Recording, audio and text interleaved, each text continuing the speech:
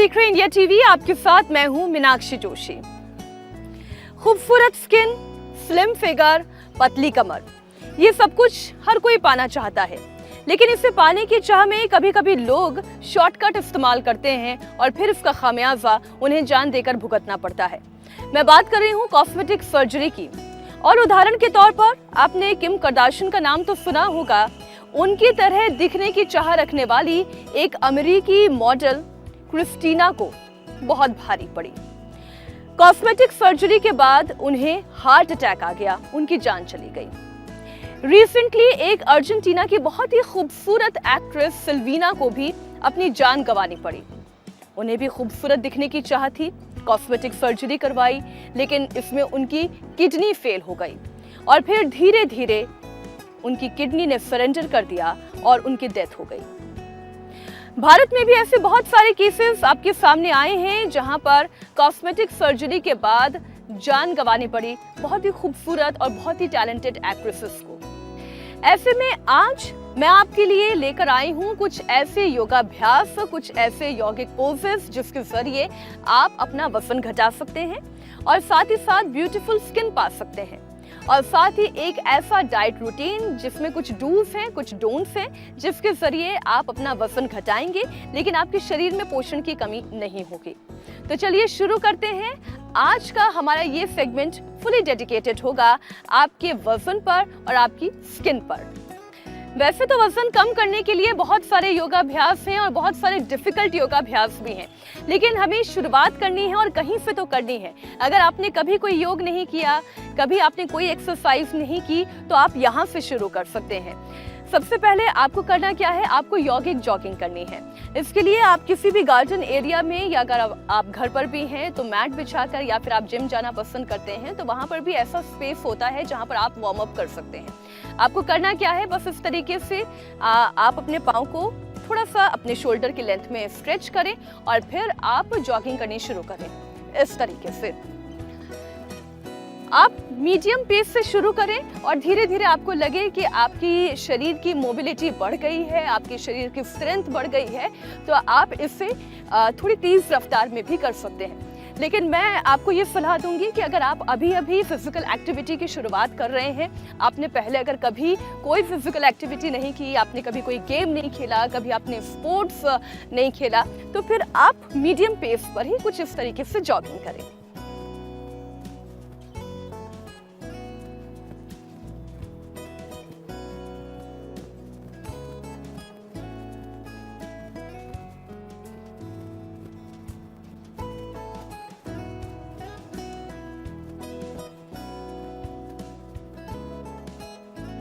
जब आप इस तरीके से जॉगिंग करना शुरू करते हैं, धीरे धीरे आप महसूस करेंगे कि आपकी बॉडी की हीट बढ़ रही है, आपका ब्लड सर्कुलेशन बढ़ रहा है, और इस तरीके से यौगिक जॉगिंग करने की वजह से आपकी बॉडी, अगर आप कुछ डिफिकल्ट योगाभ्यास भी करते हैं तो क्रैम्प्स आने की संभावना खत्म हो जाएगी, कोई खिंचाव नहीं आएगा। तो इस तरीके से आप यौगिक जॉगिंग से शुरुआत करें। अब अगला यौगिक जॉगिंग का अभ्यास। आपको करना क्या है, अगेन थोड़ा सा अपने पाँव को बाहर की तरफ खोलें। आपने ये हो सकता अपने स्कूल में भी किया हो, इस तरीके की एक्सरसाइजेस स्कूल में कराई जाती थी, मतलब मैंने तो अपने स्कूल टाइम में किया है। आपको करना क्या है, अपने हाथों को ऊपर लेके जाना है पूरा ऊपर तक, और फिर नीचे लेकर आना है। किस तरीके से, 1 2 3 4 5 6 7 8।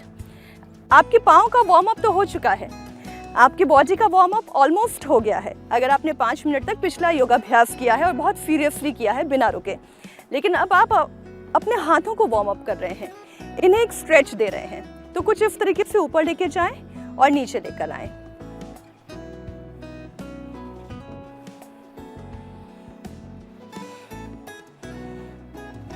याद रखिए, जितनी बार आपका हाथ ऊपर जा रहा है आप इनहेल करेंगे, जितनी बार आपका हाथ नीचे आ रहा है आप एक्सहेल करेंगे।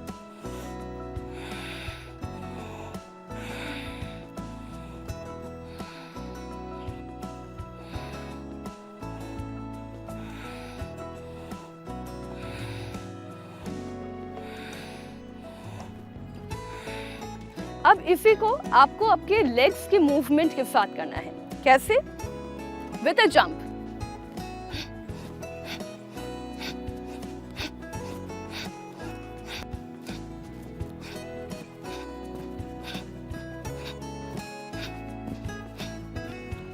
तो इस तरीके से अगेन आपकी पूरी बॉडी वार्म अप होगी।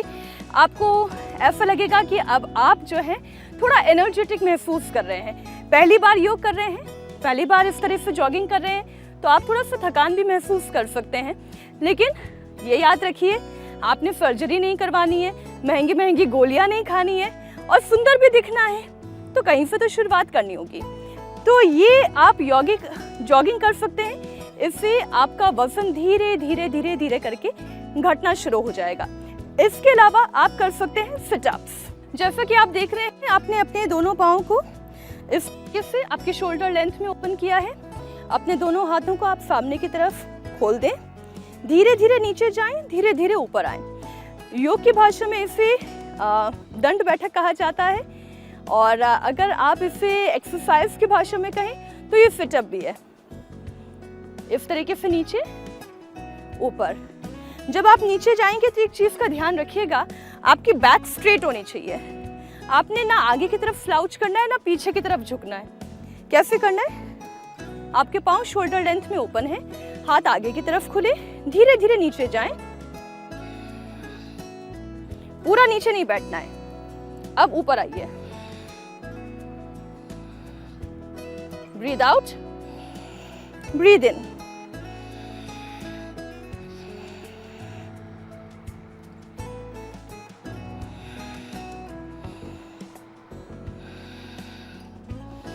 अब इसी का दूसरा वर्जन ये है जिसमें आपको पूरा नीचे बैठना है, जिसे सिटअप्स कहते हैं। स्कूल में अगर आपको पनिशमेंट कभी मिला है, आपने कान पकड़ के उठक बैठक जरूर की होगी, तो वही उठक बैठक याद दिला रही हूँ आपको। कैसे करना है? कान पकड़ने की जरूरत नहीं है। हाथों को इस तरीके से मुट्ठी बांधे और फिर पहलवानों की तरह शुरू हो जाएं। 1 2 3 4 5 6। देखिए, कोई बहुत डिफिकल्ट नहीं है, बस मैं आपको आपका बचपन याद दिला रही हूं, है ना? उठक बैठक तो की होगी आपने। आप ये याद रखिए कि जो भी यौगिक जॉगिंग अभी मैंने आपको बताई है, ये सभी आपको कम से कम 21 के रिपीट में करनी है, 21 टाइम्स। जैसे पहली जॉगिंग अगर आपने 21 काउंट में कंप्लीट की, अगली को 21 काउंट में कंप्लीट करें, और फिर जब आपको लगे कि हाँ एनर्जेटिक होते जा रहे हैं, धीरे धीरे इसका लेवल बढ़ाते जाएं। तो अब तक मैंने आपको बताया कि आपको यौगिक जॉगिंग कौन कौन सी करनी है। See I have also delivered 2 babies, तो मेरे भी शरीर पर अभी फैट है, और मैं इन्हीं योगाभ्यास के जरिए इस फैट को घटाने की कोशिश में हूँ। लेकिन इसके साथ साथ आपको अपनी डाइट का भी बहुत ख्याल रखना है। अब डाइट का मतलब ये नहीं होता है कि आपको भूखे रहना है और कुछ नहीं खाना है, बल्कि डाइट का मतलब ये होता है कि आपको कम खाना है लेकिन अच्छा खाना है, और सही समय पर खाना है। आपके शरीर की प्रकृति के हिसाब से खाना है। वात पित्त कफ इन त्रिदोष को देखते हुए, जिससे एनर्जी से हमारी पूरी बॉडी बनी है, इन एनर्जीज का ध्यान रखते हुए आपको खाना खाना है। इसके लिए आपको क्या करना है? आप कर सकते हैं इंटरमिटेंट फास्टिंग। इंटरमिटेंट फास्टिंग का मतलब ये हुआ कि अगर आपने सुबह एक समय पर खाना खाया, फिर सीधा 16 घंटे के बाद आपको अगली मील लेनी है।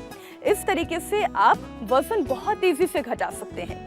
लेकिन इस दौरान आपको ये ध्यान रखना है कि जब इतने बड़े गैप के बाद आप खाना खाते हैं, या अगर 12-12 घंटे के गैप में भी आप खाना खा रहे हैं, तो आपको जंक बिल्कुल नहीं खाना है। तो डूज एंड डोंट्स मैं आगे आपको बताऊंगी, लेकिन उससे पहले आप ये समझ लीजिए कि अगर आप इंटरमिटेंट फास्टिंग भी नहीं करना चाहते हैं, आप हर 4 घंटे में यानी कि breakfast, lunch, snacks and dinner, इस रूटीन को फॉलो करना चाहते हैं, तो फिर आपको क्या खाना है? सबसे पहली बात, ब्रेकफास्ट में आपको क्या इंक्लूड करना है? आपको स्प्राउट्स इंक्लूड करने हैं, आपको फ्रेश फ्रूट्स इंक्लूड करने हैं, सीजनल फ्रूट्स इंक्लूड करने हैं। इससे आपको सुबह का नाश्ता करना है। इस नाश्ते के साथ आप कोई ना कोई एक प्रोटीन रिच डाइट शामिल कर सकते हैं। वो पनीर से बनी हुई कोई चीज़ हो सकती है, या फिर वो मिलेट से बनी हुई रोटी हो सकती है, इसके साथ आप उबले हुए चने खा सकते हैं। इस तरीके से आप मॉर्निंग में जो भी ब्रेकफास्ट करते हैं वो लाइट टू हैवी की तरफ आप आगे बढ़ें, यानी कि आप पहले फ्रूट्स खाएं या फिर आप स्प्राउट्स खाएं और उसके बाद कोई एक सॉलिड मील उस तरीके की लें जिसमें प्रोटीन की अच्छी मात्रा हो, लाइक सोया या पनीर या फिर मिलेट की एक रोटी भी आपके लिए वंडरफुल होगी। आपको पता है बाजरा वजन घटाने में बहुत कारगर होता है, चावल और गेहूं का आटा नहीं, तो आप बाजरे को इंक्लूड कर सकते हैं अपने डाइट में। अब बात आती है आपके लंच की, तो लंच में अगेन आपके लिए बहुत सारा सैलेड खाना बहुत इम्पॉर्टेंट है, क्योंकि आपको भूख लगती है, आपको क्रेविंग होती है खाना खाने की।